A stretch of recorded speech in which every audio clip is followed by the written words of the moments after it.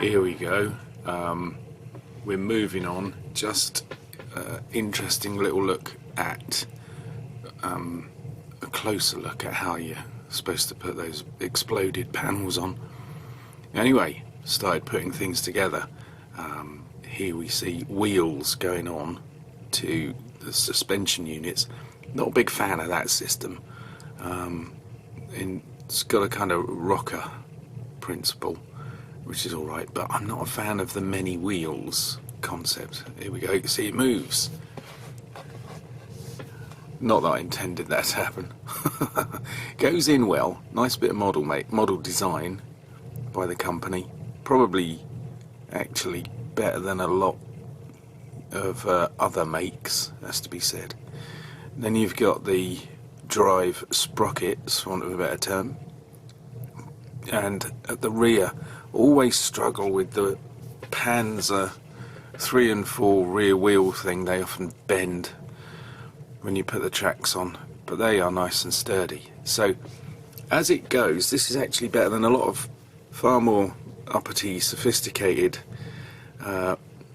model companies.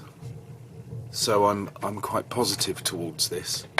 It's going well, and obviously a bit of sloppy paintwork to make it look a bit muddy. Done a bit of a wash to get into the Zimmer mitt stuff, and there's this rather nice gun mantlet, and there's the gun. Simple enough because you can't see it inside, and there you can see not exactly the most accurate mounting, but again you won't see it. It'd be nice if it was a little bit more sophistication, but once again sturdy, so it'll hold the gun in place. There you go. I mean, fitting that was actually very rewarding, because it is so, you know, it works so well. So despite the fact that it's not a sophisticated bit of goings on, it works fantastically. And I love the look of the front of that vehicle. It's just fantastic. It really looks like it means business, doesn't it?